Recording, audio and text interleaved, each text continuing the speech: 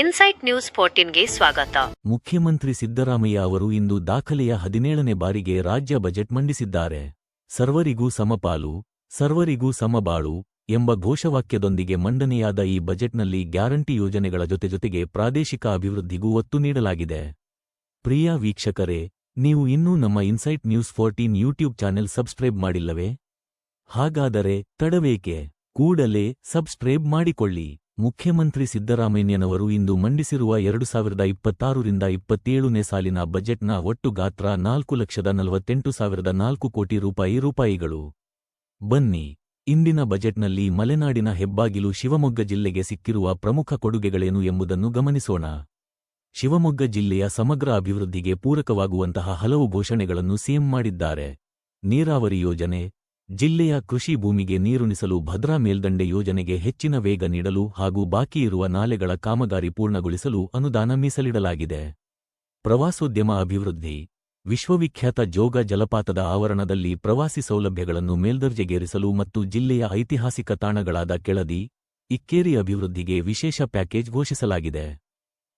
ಶಿಕ್ಷಣ ಮತ್ತು ಆರೋಗ್ಯ, ಶಿವಮೊಗ್ಗದ ಮೆಗ್ಗಾನ್ ಆಸ್ಪತ್ರೆಯ ಮೂಲಸೌಕರ್ಯ ವೃದ್ಧಿ ಹಾಗೂ ಹೊಸದಾಗಿ ಮಂಜೂರಾದ ತಾಲ್ಲೂಕುಗಳಲ್ಲಿ ಸುಸಜ್ಜಿತ ಸರ್ಕಾರಿ ಶಾಲೆಗಳ ನಿರ್ಮಾಣಕ್ಕೆ ಆದ್ಯತೆ ನೀಡಲಾಗಿದೆ. ಕೈಗಾರಿಕೆ, ವಿಮಾನ ನಿಲ್ದಾಣ ಕಾರ್ಯಾರಂಭ ಮಾಡಿರುವ ಹಿನ್ನೆಲೆಯಲ್ಲಿ ಶಿವಮೊಗ್ಗ ಸುತ್ತಮುತ್ತ ಕೈಗಾರಿಕಾ ವಲಯ, ಇಂಡಸ್ಟ್ರಿಯಲ್ ಹಬ್ ಸ್ಥಾಪನೆಗೆ ಉತ್ತೇಜನ ನೀಡಲು ನಿರ್ಧರಿಸಲಾಗಿದೆ. ಮಲೆನಾಡು ಅಭಿವೃದ್ಧಿ ಮಂಡಳಿ, ಮಲೆನಾಡು ಭಾಗದ ರಸ್ತೆ ಮತ್ತು ಸಂಪರ್ಕ ವೃದ್ಧಿಗೆ ಮಲೆನಾಡು ಅಭಿವೃದ್ಧಿ ಮಂಡಳಿ ಮೂಲಕ ಹೆಚ್ಚುವರಿ ಅನುದಾನ ನೀಡಲಾಗಿದೆ. ಗಮನಿಸಿ, ಈ ಬಜೆಟ್ನಲ್ಲಿ 5 ಗ್ಯಾರಂಟಿ ಯೋಜನೆಗಳಿಗೆ ಸುಮಾರು 52,000 ಕೋಟಿ ರೂಪಾಯಿಗಳನ್ನು ಮೀಸಲಿಡಲಾಗಿದ್ದು, ಅಭಿವೃದ್ಧಿ ಮತ್ತು ಕಲ್ಯಾಣ ಎರಡನ್ನೂ ಸಮತೋಲನ ಮಾಡಲು ಪ್ರಯತ್ನಿಸಲಾಗಿದೆ ಎಂದು ಸಿಎಂ ತಿಳಿಸಿದ್ದಾರೆ.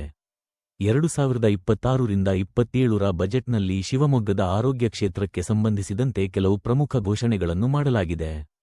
ಶಿವಮೊಗ್ಗ ಜಿಲ್ಲೆಯ ಆರೋಗ್ಯ ಮತ್ತು ಆಸ್ಪತ್ರೆಗಳಿಗೆ ಬಜೆಟ್ ಕೊಡುಗೆಗಳು. ಮೆಗ್ಗಾನ್ ಆಸ್ಪತ್ರೆ ಮೇಲ್ದರ್ಜೆ, ಶಿವಮೊಗ್ಗದ ಪ್ರತಿಷ್ಠಿತ ಮೆಗ್ಗಾನ್ ಬೋಧನಾ ಆಸ್ಪತ್ರೆಯ ಮೂಲಸೌಕರ್ಯಗಳನ್ನು ಆಧುನೀಕರಿಸಲು ಮತ್ತು ಹೆಚ್ಚಿನ ಹಾಸಿಗೆಗಳ ಸೌಲಭ್ಯ ಕಲ್ಪಿಸಲು ವಿಶೇಷ ಅನುದಾನ ಮೀಸಲಿಡಲಾಗಿದೆ. ಸೂಪರ್ ಸ್ಪೆಷಾಲಿಟಿ ಸೌಲಭ್ಯ, ಜಿಲ್ಲೆಯ ಜನರಿಗೆ ಹೆಚ್ಚಿನ ಚಿಕಿತ್ಸೆಗಾಗಿ ಬೆಂಗಳೂರಿಗೆ ಹೋಗುವುದನ್ನು ತಪ್ಪಿಸಲು ಶಿವಮೊಗ್ಗ ವೈದ್ಯಕೀಯ ವಿಜ್ಞಾನಗಳ ಸಂಸ್ಥೆಯಲ್ಲಿ ಸಿಮ್ಸ್, ಸುಸಜ್ಜಿತ ಕ್ಯಾನ್ಸರ್ ಚಿಕಿತ್ಸಾ ಘಟಕ ಮತ್ತು ಹೃದ್ರೋಗ ವಿಭಾಗವನ್ನು ಮತ್ತಷ್ಟು ಬಲಪಡಿಸಲು ನಿರ್ಧರಿಸಲಾಗಿದೆ.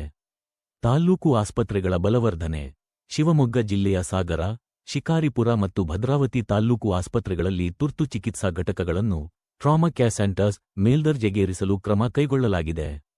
ಆರೋಗ್ಯ ಕೇಂದ್ರಗಳ ನವೀಕರಣ, ಜಿಲ್ಲೆಯ ಗ್ರಾಮೀಣ ಭಾಗದ ಪ್ರಾಥಮಿಕ ಆರೋಗ್ಯ ಕೇಂದ್ರಗಳನ್ನು ಪಿಎಚ್ಸಿ ನಮ್ಮ ಕ್ಲಿನಿಕ್ ಮಾದರಿಯಲ್ಲಿ ಅಭಿವೃದ್ಧಿಪಡಿಸಲು ಮತ್ತು ಹೆಚ್ಚಿನ ಸಿಬ್ಬಂದಿ ನೇಮಕಾತಿಗೆ ಆದ್ಯತೆ ನೀಡಲಾಗಿದೆ. ಶಿವಮೊಗ್ಗಕ್ಕೆ ಸಂಬಂಧಿಸಿದ ಪ್ರಮುಖ ಹಂಚಿಕೆಗಳು: ವಿಮಾನ ನಿಲ್ದಾಣ ಅಭಿವೃದ್ಧಿ, ರಾಜ್ಯದ 7 ದೇಶೀಯ ವಿಮಾನ ನಿಲ್ದಾಣಗಳ ಅಭಿವೃದ್ಧಿಗೆ ಒಟ್ಟಾರೆಯಾಗಿ 200 ಕೋಟಿ ರೂಪಾಯಿ ಮೀಸಲಿಡಲಾಗಿದ್ದು, ಇದರಲ್ಲಿ ಶಿವಮೊಗ್ಗ ವಿಮಾನ ನಿಲ್ದಾಣದ ಆವರಣದಲ್ಲಿ ಮ್ಯಾನ್ಯುಫ್ಯಾಕ್ಚರಿಂಗ್, ಅಸೆಂಬ್ಲಿ ಆಫ್ ಏರ್ಕ್ರಾಫ್ಟ್ ಘಟಕಗಳನ್ನು ಪಿಪಿಪಿ ಮಾದರಿಯಲ್ಲಿ ಸ್ಥಾಪಿಸಲು ವಿಶೇಷ ಒತ್ತು ನೀಡಲಾಗಿದೆ. ನೀರಾವರಿ, ಭದ್ರಾ ಮೇಲ್ದಂಡೆ ಯೋಜನೆ, ಇಡೀ ಯೋಜನೆಗೆ ಕೇಂದ್ರದ ಪಾಲು ಸೇರಿ ಸಾವಿರಾರು ಕೋಟಿ ವೆಚ್ಚವಾಗುತ್ತಿದ್ದು, ಈ ಬಾರಿಯ ರಾಜ್ಯ ಬಜೆಟ್ನಲ್ಲಿ ಬಾಕಿಯಿರುವ ನಾಲೆ ಕಾಮಗಾರಿಗಳಿಗೆ ಆದ್ಯತೆ ನೀಡಲಾಗಿದೆ. ಆರೋಗ್ಯ ವಲಯ, ಮೆಗ್ಗಾನ್ ಆಸ್ಪತ್ರೆ ಮತ್ತು ಜಿಲ್ಲೆಯ ಸೂಪರ್ ಸ್ಪೆಷಾಲಿಟಿ ವಿಭಾಗಗಳ ಬಲವರ್ಧನೆಗೆ ರಾಜ್ಯ ಆರೋಗ್ಯ ಇಲಾಖೆಗೆ ನಿಗದಿಪಡಿಸಿದ 17,817 ರೂಪಾಯಿ ಕೋಟಿಯಲ್ಲಿ ಒಂದು ಭಾಗ ಶಿವಮೊಗ್ಗಕ್ಕೆ ಲಭ್ಯವಾಗಲಿದೆ. ಶಿಕ್ಷಣ, ಶಿವಮೊಗ್ಗ ಜಿಲ್ಲೆಯೂ ಸೇರಿದಂತೆ ರಾಜ್ಯದ 40 ಸರ್ಕಾರಿ ಪ್ರಥಮ ದರ್ಜೆ ಕಾಲೇಜು ಮತ್ತು 11 ಪಾಲಿಟೆಕ್ನಿಕ್ ಕಾಲೇಜುಗಳನ್ನು ಮಾದರಿ ಸಂಸ್ಥೆಗಳಾಗಿ ಅಭಿವೃದ್ಧಿಪಡಿಸಲು 2,500 ಕೋಟಿ ರೂಪಾಯಿ ಮೀಸಲಿಡಲಾಗಿದೆ. ಸ್ಥಳೀಯ ಸಂಸ್ಥೆಗಳು, ಭದ್ರಾವತಿ ನಗರಸಭೆಯಂತಹ ಸ್ಥಳೀಯ ಸಂಸ್ಥೆಗಳ ಅಭಿವೃದ್ಧಿಗೆ ಅಂದಾಜು 114 ರೂಪಾಯಿ ಮತ್ತು 29 ಪೈಸಾ ಕೋಟಿಯಷ್ಟು ಆದಾಯ ಮತ್ತು ಅನುದಾನದ ನಿರೀಕ್ಷೆಯಿದೆ ಎಂದು ಬಜೆಟ್ ಪೂರ್ವ ಸಿದ್ಧತೆಗಳಲ್ಲಿ ಉಲ್ಲೇಖಿಸಲಾಗಿದೆ.